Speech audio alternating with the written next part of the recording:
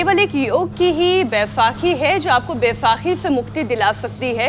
बस करना यह है कि नियमित योगाभ्यास करना है, प्राणायाम करना है और खान पान का ख्याल रखना है, क्योंकि रिसर्च ये कहती है कि स्मोकिंग से मोतियाबिंद का खतरा भी बढ़ता है, और सिर्फ खतरा बढ़ना नहीं बल्कि दुगनी रफ्तार के साथ बढ़ना।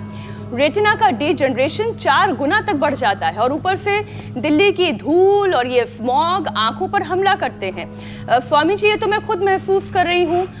कई घंटों तक जब आप दिल्ली के प्रदूषित हवा में खड़े रहते हैं तो आंखों में अजीब सी एक जलन, एक भारीपन महसूस होती है। सांस भी ऐसा लगता है कि कुछ भारी चल रही है। तो स्वामी जी, डिटॉक्स कैसे किया जा सकता है और जो आंखों की कोशिकाएं हैं उन्हें एक्टिव कैसे करें? आँखों के लिए 5-7 उपाय बता रहे हैं। एक तो आँखों को ना जैसे ऐसे ऐसे गोल गोल घुमा ले, दाईं और बाईं और ऐसे। ये आँख का जो गोलक है इसको गोल गोल घुमाए। फिर सुबह उठ करके जो सूर्य का त्राटक कर सके तो बहुत अच्छी बात है, नहीं तो दीपक का या किसी बिंदु पर त्राटक कर ले। फिर जल नीति सूत्र नीति जो आज शुरू में बताया, त्रिफला से आयुवास, अक्षी तर्पण जो पूरा कर सके तो त्रिफला से यहाँ अक्षी तर्पण करा देते हैं, त्रिफला घृत से। ये रखा महात्रिफला घृत। फिर इतना भी ना कर सके तो थोड़ा थोड़ा हल्का सा निवाया करके थोड़ा आँख में डाल लें। फिर ये आई ग्रिड वटी भी है, आई ग्रिड ड्रॉप भी है, सौम्य है बच्चों के लिए, और जिनको कैटरेक्ट और ग्लूकोमा हो गया उनके लिए दृष्टि है।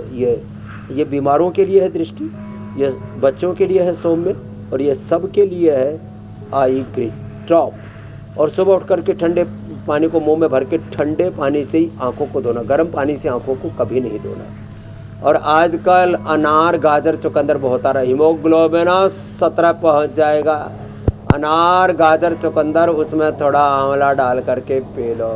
ओहो, और आपका विटामिन ए अगले 6 महीने के लिए सुरक्षित रह जाएगा। फिर दोबारा सीजन आ जाएगा आंवले का। अनार गाजर चुकंदर आंवला। और भाई पेट भी बढ़िया रखना है तो मैंने तो एक और डाल दिया उसमें, पत्ते सहित मूली। ओह, क्या गजब टेस्ट बनता है। और भूख तो ऐसे कड़ाके की लगती है, कहते हैं ना लक्कड़ पत्थर हजम वाली। तो ये आँखों के लिए पूरा उपचार बता दिया। जो शीर्षासन सर्वांगासन कर सके ठीक है, नहीं तो अनुलोम विलोम करे ऐसे। स्वामी जी बिल्कुल, और आप कहते हैं ना कि दृष्टि अच्छी होगी तो सृष्टि अच्छी लगेगी, तो इसलिए आंखों का ख्याल रखना तो बहुत जरूरी है। ये दोनों हाथों में और दोनों पैरों में दृष्टि अच्छी रहेगी तो सृष्टि अच्छी रहेगी। स्वामी जी, लेकिन स्मोकिंग और पोल्यूशन से रेटिनोपैथी और ग्लूकोमा जैसी बीमारियां भी बढ़ रही हैं, इसके असर की भी हमने बात की। तो क्या रोजाना अगर कोई सरल सा योग करे या नस्यम क्रिया को अपनाए, आंखों को इस जहरीले हवा से और इन बीमारियों के खतरों से क्या बचाया जा सकता है?